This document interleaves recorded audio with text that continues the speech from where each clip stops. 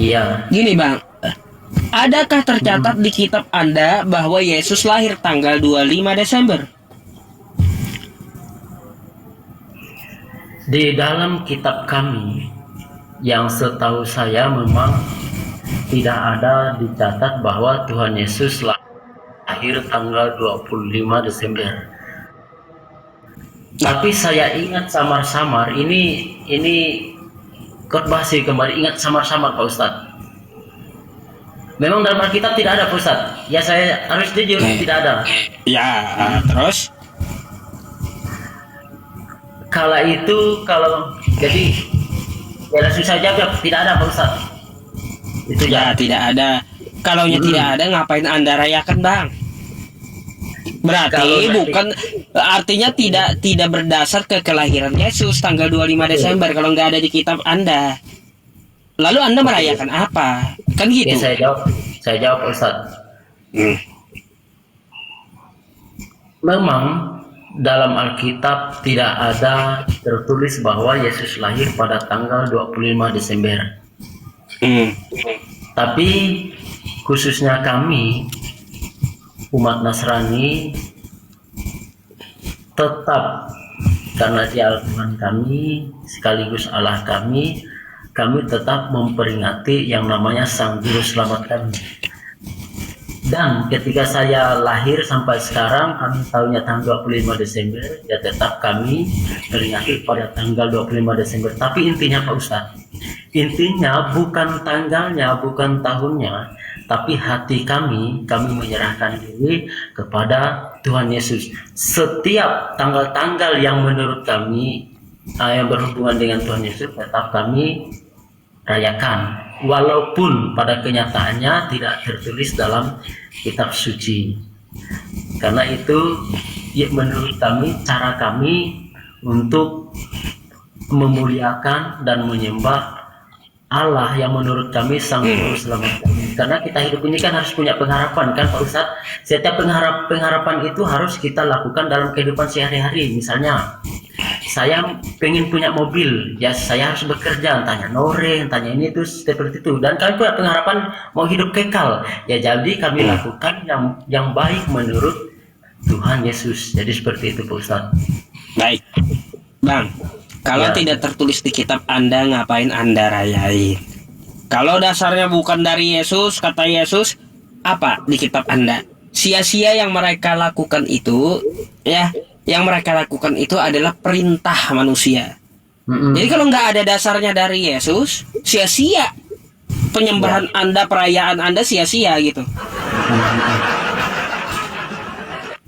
Jadi ngapain dirayakan? Kalau bagi Yesus pun sia-sia. Ya, sia-sia dalam artian ini Pak Ustadz. Sia-sia kalau yang kita lakukan itu tidak baik Pak Ustadz. Tapi kalau hal yang baik, ya Bang, sia-sia. Sia-sianya kenapa?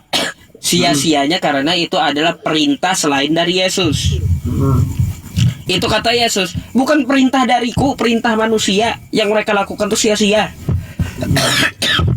Tuh bukan masalah baik atau tidaknya, karena bukan dari Yesus. Makanya dibilang Yesus yang mereka lakukan sia-sia. Jadi buat apa dirayain gitu loh. Gitu Bang. Ya, boleh. Mau nanya lagi? Boleh. Silakan. Ya. Ini Pak Ustadz, pertanyaannya kita sering ini sih, kalau saya di tempat kerja ini kan banyak Muslim. Jadi ketika kita diskusi, biar tidak penjelasan kami tidak menyinggung, makanya saya sebenarnya ada sharing mau naik ke rumah Pak Ustadz, tapi ya kesempatan pada Mamaring. Dan yang mau saya tanyakan ini Pak Ustadz, mengapa umat Muslim itu tidak boleh makan babi itu Pak Ustadz? Baik Bang, alasan utamanya karena adalah perintah Tuhan semesta alam yang tertulis di Al-Quran. Ini dasarnya ya Bang ya. Kenapa Muslim itu tidak boleh makan babi? Karena pedoman hidup umat Islam itu adalah Al-Quran. Babi haram dalam Al-Quran Bang. Di mana ayatnya? Ya, di dalam Quran surah Al-Baqarah ayat 173. Nanti saya bukakan di sini ya, di Al-Quran. Apa bunyinya? Innama bentar. Al-Baqarah 173 bukan innamal khamru wal maisir, itu Al-Maidah 1. Bentar ya. Masya Allah, kok lupa saya. 173. Sering saya baca itu bang, kok ayat bisa lupa gitu. Kenapa lupa Pak Ustaz? Innama harrama alaikumul maitata waddama walahmal khinzir wa ma uhilla bihi li ghairillah famanitturra ghaira baghi wala 'adin fala isma 'alaihi innallaha ghafurur rahim. Gitu bang, agak lelet memang otak saya nih ya. Jadi innama harrama alaikumul maitata waddama walahmal khinzir. Sesungguhnya Allah ya melarang atau mengharamkan bagimu bangkai, darah dan daging babi. Wa ma uhilla bihi li ghairillah, dan hewan sesembelihan yang bukan atas nama Allah. Jadi babi itu haram bang. Di dalam Quran surah Al-Baqarah ayat 173. Sebenarnya sebelum Al-Quran mengharamkan, babi itu memang sudah haram di kitab abang. Di dalam Bible, di dalam kitabnya Kristen, di perjanjian lama, babi itu haram bang. Ya. Makanya Yesus tidak pernah mencontohkan makan babi. Bahkan orang yang makan babi itu akan dibinasakan oleh Tuhan. Itu di kitab Anda. Ada telepon bang. Ya, lanjut Pak Ustaz. Ya, coba Anda buka di Imamat 11 nomor 7. Babi itu haram untukmu. Nih, saya bukakan bang ya. Nih, Imamat 11 nomor 7.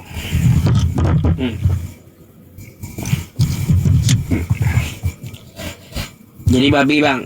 Demikian juga babi hutan, karena memang berkuku belah, yaitu kukunya bersela panjang, tetapi tidak memamah biak, haram bagimu.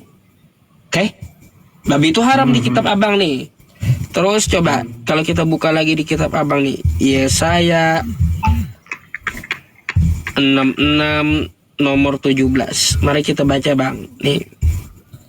Mereka yang menguduskan dan mentahirkan dirinya untuk taman-taman dewa, dengan mengikuti seorang yang ada di tengah-tengahnya, yang memakan daging babi dan binatang-binatang jijik serta tikus, mereka semuanya akan lenyap sekaligus. Demikian firman Tuhan.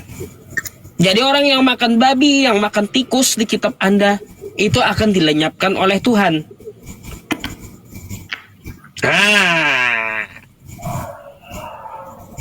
Ini ayatnya Yesaya 66 nomor 17. Dan di dalam babi itu ada setan bang. Masa dalam babi ada setan? Lah itu di kitab Anda, di dalam babi ada setan nih. Yesaya berapa tadi Pak Ustaz? Yesaya 66 17. 6 17. Yesaya.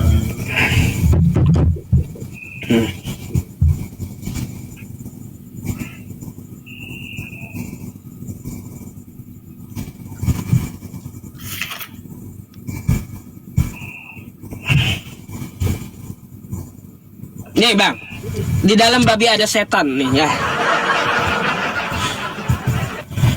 Ini kitab Anda nih, Matius 8 nih 31.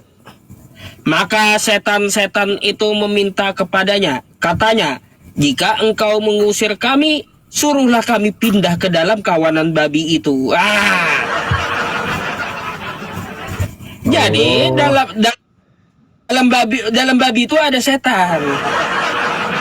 Lalu apa? Yesus berkata kepada mereka, pergilah, kata Yesus. Lalu keluarlah mereka dan masuk ke dalam babi-babi itu. Ya. Jadi bang, jadi gini bang. Pak Ustadz, Saya mau tanya, Ini- abang makan babi nggak? makan babi. Oh makan, berarti abang makan setan. Enggak Pak Ustadz, saya makan babi bukan makan setan, kan babi dimakan. Iya kan di dalam babi ada setan. Kalau Anda makan babi berarti Anda juga makan setan. Kalau babinya habis jadi- pindah ke tubuh Anda, nanti tubuh Anda pula yang kesetanan, Bang. Boleh saya jelaskan dulu Pak Ustadz terkait yang Wah. babi ada setan itu. Jadi itu kan, itu kan konteksnya seperti ini. Pada saat itu kan ada orang yang kerasukan. Ya. Dan Yesus membantu orang kerasukan itu dengan memindahkan setan ke kawanan babi. Dan Masuk nggak setannya ke babi? Ya, dengan tunggu dulu Pak Ustadz. Masuk kan? Iya Bang, lanjut. Setelah masuk, kawanan babi itu masuk ke jurang dan meninggal, mati. Artinya setan-setan yang masuk ke babi tersebut kan mati, babinya habis. Oh mati. Yang kami makan, Mati. yang kami makan saat ini adalah babi yang tidak dimasuki oleh setan. Jadi seperti itu. Oh kayak gitu ya. Ya, itu kan mati ke jurang tuh, masuk ke jurang Pak Ustadz, mati semua babinya. Oh. Nah, Oh mati semua. mati semua. Jadi- yang kami jadi- makan, jadi- yang kami makan Yang dimakan sekarang tuh nggak ada setannya gitu. tidak ada. Oh dari mana dapat dipastikan nggak ada setannya? Bisa dipastikan karena yang babi yang dimasuki setan tadi udah mati semua Pak Ustadz. Itu kan yang Lah. udah mati semua. Yang kami makan kan yang Bang. kami pelihara. Bang macam mana? Setan itu kan bukan manusia, dia roh dalam kepercayaan Kristen kan gitu. Gimana caranya setan itu mati? Dia nggak punya jasad. Ya kan mati bersama dengan babinya tadi. Kan konteksnya kita Babinya. bicara dengan babi. Bang, babinya doang yang mati, setannya enggak. Setan tuh nggak mau mati. Bisa aja setannya pindah lagi ke babi lain. Kalau babi Ada itu nggak? mati, pindah lagi ke babi lain. Ada enggak dalilnya setan itu pindah ke babi lain Pak Ustadz? Ya memang nggak ada kan gini kan kita berasumsi gitu. Ya. Yang namanya asumsi bisa iya bisa tidak ya Pak Ustadz. Bisa Tapi saya iya. meyakini- Ya kan kayak gitu bahayanya. Anggaplah kayak gini. Kalau di dalam babi itu ada setan sekarang, ya kan kalau makan babi pindah tuh babinya ke tubuh abang. Kan yang kami Berarti makan sekarang babi. jadi sekarang bang takutnya apa? Yang pemakan babi nih ya. Pemakan babi ini di dalam dirinya ada setan masalahnya. Ya Pak Ustadz. Enggak ya, itu keyakinan abang. Kan ini kan asumsi saya toh. Dan saya berasumsi dengan logika saya Pak Ustadz. Ketika manusia Iya. yang dirasuki setan itu pasti perbuatannya seperti setan, misalnya dengki, marah-marah, caci maki, itu ajaran kami Pak Ustadz. Coba abang buka dulu dah. Ya saya 66 nomor 17 tadi. Yesaya 66. Nomor 17. Oke, Yesaya 66.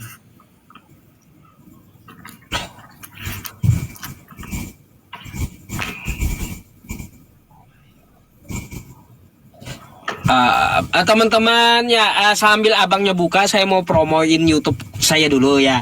Teman-teman yang belum subscribe channel YouTube saya ya mohon untuk dibantu. Nama channel YouTube saya yang baru Album Yusuf PI ya teman-teman. Nih ya ibu-ibu ini ngotot melawan Bible, bukan ibu-ibu sih ya. Kok judulnya ibu-ibu? Pokoknya inilah channelnya ya. Baru 1,28 ribu yang subscribe. Teman-teman yang punya YouTube ya silakan ketik Album Yusuf PI. Kita juga sedang live di sana gitu ya. Dimanapun Anda berada ya, di YouTube manapun nih penontonnya baru 74 orang. Teman-teman yang belum dapat kunci biru juga silakan untuk merapat ke YouTube saya dan akan dikasih kunci birunya. Terima kasih.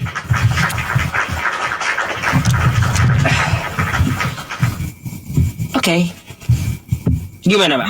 Ya, Yesaya 66:17. Saya baca dulu ya Pak Ustadz. Silakan. Tapi bacanya dalam hati. Oh ya, nggak apa-apa.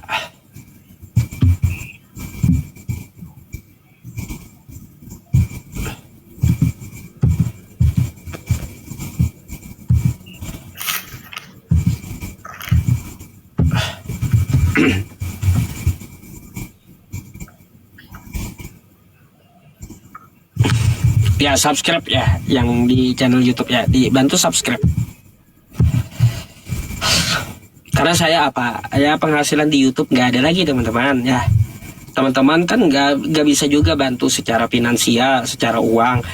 Teman-teman bantulah yang bisa dengan jarinya, dengan kuotanya untuk mendukung channel YouTube saya yang baru gitu ya.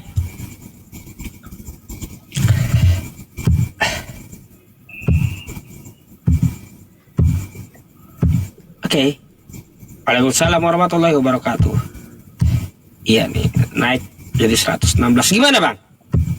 Ya, jadi kan ini seperti ini Pak Ustadz. Mereka yang menguduskan dan mentahirkan dirinya untuk taman-taman dewa. Gimana tuh? Yang dengan mengikuti seseorang yang ada di tengah-tengahnya, yang memakan daging babi dan binatang serta tikus. Ya, jadi boleh saya uraikan Pak Ustadz, walaupun silakan. tidak pakai dalil, tapi sepengetahuan kami itu benar adanya. Jadi seperti ini Pak Ustadz.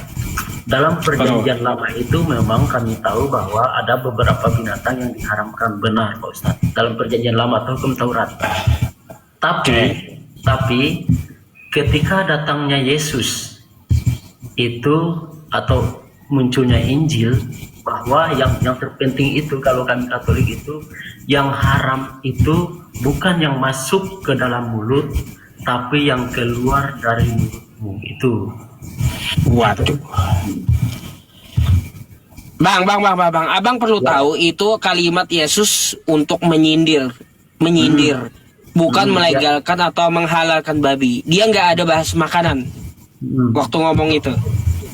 Jadi ini juga Pak Ustadz, di dalam perjanjian lama dulu penghapusan dosa itu dengan darah domba, kayak ditempelkan ke pintu itu ada ininya, tapi dalam Injil itu tidak lagi dilakukan itu. Mengapa? Karena dengan darah Tuhan Yesus itu sudah menghapus dosa. Jadi konteksnya kurang lebih seperti itu Ustadz. Kalau gitu saya gini Bang, ya berarti semua yang masuk ke mulut boleh dong gitu.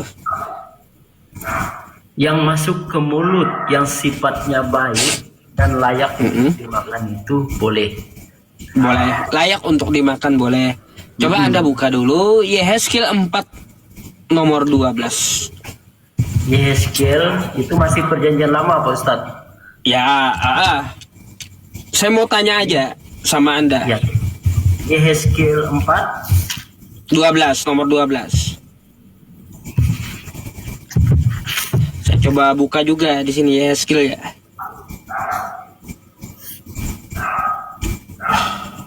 Ya, Yehezkiel 4 yang ke-12 ya.